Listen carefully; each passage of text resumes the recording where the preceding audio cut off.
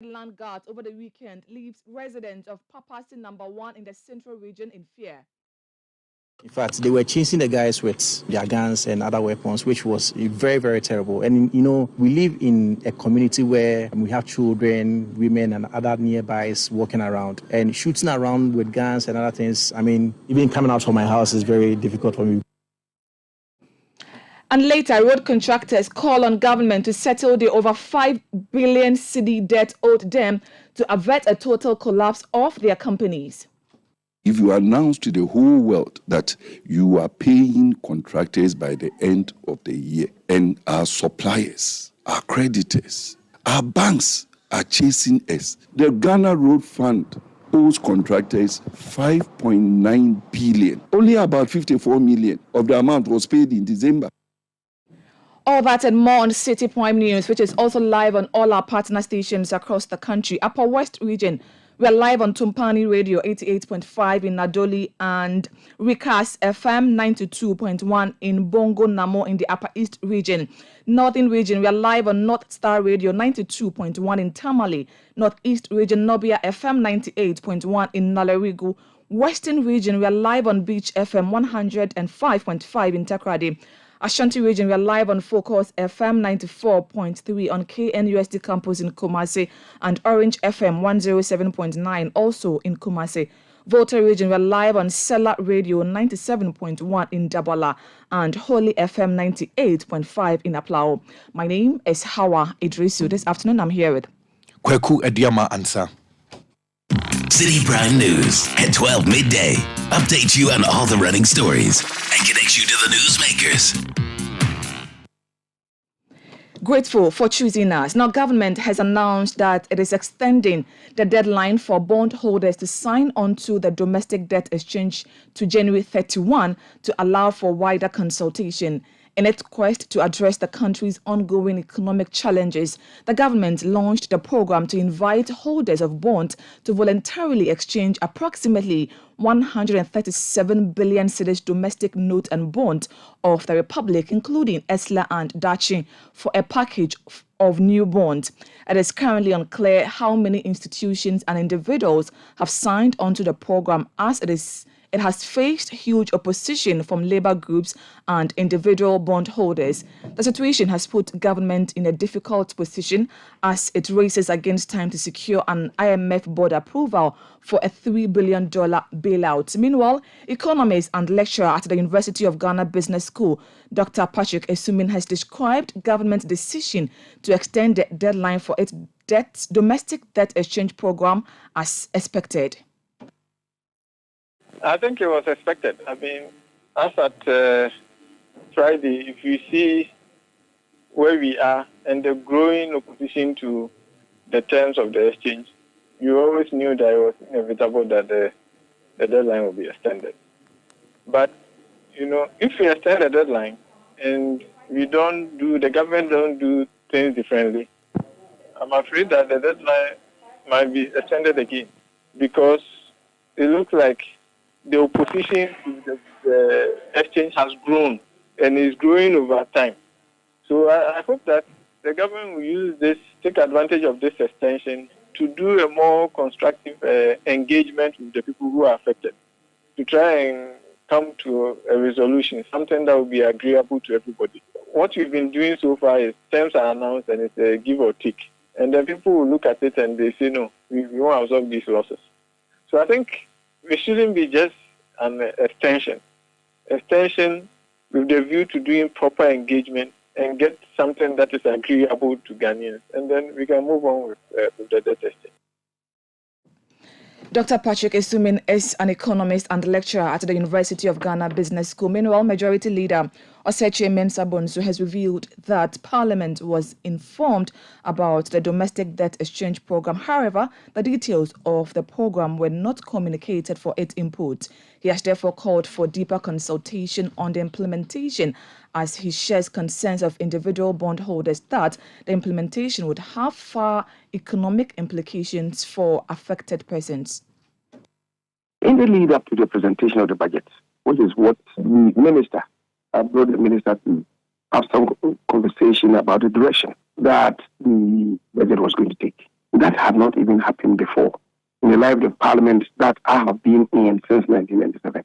It was an innovation that I was trying to engender, occasioned by especially where we are at the current circumstances. And I thought that from now on, the Minister of Finance will have to sit with Parliament and brief us about the broad contours of the anticipated budget, so that if there are any matters that we consider, Parliament considers critical, Parliament then would open up to the Minister to allow him the opportunity to talk to those matters and possibly to include them if they are not already in the budget.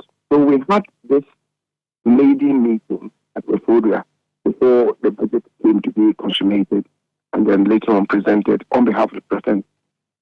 The report discussions, the details were not known to us at the time, but some consultations went on as to where exactly we are as a nation. I'm not too sure that this matter came up for discussion. Maybe the broad strokes were mentioned, but not the details as we are getting to know now, honestly. He, however, discounted concerns that the government may be exploring individual bondholders in an attempt to weaken the influence of politically exposed persons.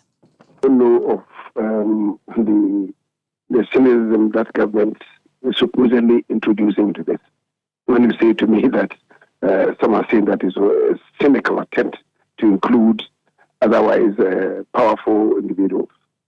Look, there are some members of Parliament who are deeply in this, but we are not raising the matter as members of Parliament, right?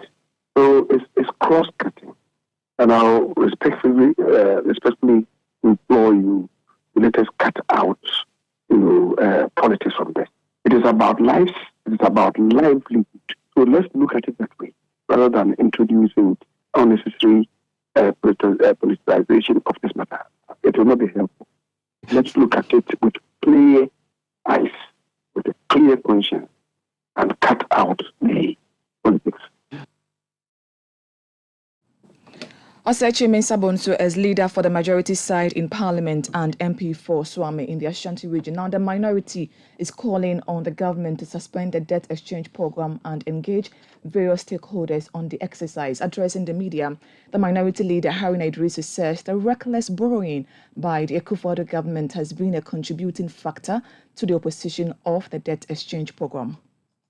You recall President Nana Addo Dankwa himself saying that he was hopeful that by 2028, debt to GDP could be 58%.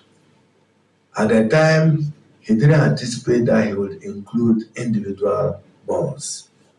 He didn't anticipate that raking in the banks and insurance company would probably fail. It is in a bid to meet the IMF conditionality that this government has embarked on a debt restructuring program, dubbed the debt exchange program, to bring our debt to sustainable levels. But they've lost their way, and we simply don't see how they will provide answers to this. At least they've been stripped of their fancy jargon. This means that both domestic and external bondholders will not be receiving interest and principal payments due them from government in the agreed amounts and within the agreed time frames. We raise a question here that this will amount to a somewhat legal breach of agreement as to an individual investing in a bond with trust, faith, and hope that he will receive interest in return, including that of external bonds, as approved by Parliament in accordance with Article 18115 of the 1992 Constitution. The minority group also says the current happenings may affect the government's bid to secure an IMF board approval for the $3 billion bailout. Even when it became abundantly clear that an IMF program was the surest way to halt the decline of the Ghanaian economy and restore badly needed investor confidence, you recall Alhaji Dr. Mahmoud Bame and his economic management team preferring instead to sell a dubious narrative that they had capacity to resolve the challenges without external intervention, and that they would not go to the IMF. They were compelled by July 2022 to change their intelligent position and apply to the IMF for a financial bailout of an external credit facility of up to 3 billion. We fear that this may not even happen, and they may not get the IMF board approval for this needed intervention. You heard the minority leader in Parliament, Haruna Idrisu. Still on the debt exchange program, Pensioners Bondholders Forum have declared its intentions to the pensioners who are holding government bonds to be exempted from the program. What we intend doing as today, we will try to see if we can get the minister to meet with us on this petition. Since we said we were expecting him to let us meet him before 4 today, and after this press conference, we will make an attempt. A representative of the forum will go to the ministry and try and see if we can get the minister for a short meeting and listen to him, tell us what has been done so far. We believe we will get the right response, a positive response to our case. But if we don't get a positive response to our case, we have written to the police to grant us that we would embark on convergence. We will convene at the Ministry of Finance and try to get the minister to speak with us if we don't get the minister today. So you heard that the convener for the Pensioners Bondholders Forum, Dr. Edu Anane NG. Now, away from that, Ghana has received its first consignment of oil under the Gold for Oil policy. Citi News sources can confirm that about 40 million metric tons of oil have been delivered from the United Arab Emirates. The arrival of the fuel is expected to cause a decline in prices of fuel at the pumps. Government is of the firm belief that the policy would also tackle dwindling foreign currency reserves, coupled with the demand for dollars by oil importers, which is weakening the local cedi and increasing living cost. The Inspector General of Police, Dr. George Kofodampari, and other members of the police management body are currently in Kumasi following the death of a police officer and his family. Now, personnel from the anti-robbery unit of the Ghana Police Service and other sympathizers have also gathered at a building that houses police officers after an officer, his wife, and a 3-month-old child died in a fire incident. The 35-year-old officer, Sergeant Osu Asante Befi, was with the anti-robbery unit of the Ashanti Regional Police Command. The fire, which started at about 11 p.m. on Sunday, ripped through 5 apartments where police officers live with their families. The charred bodies of the deceased police officer, his wife, and his child were later found after fire officers contained the fire.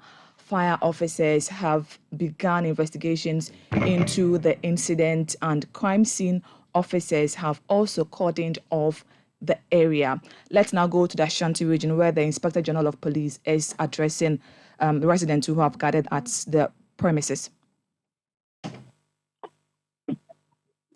Hello, Hawa.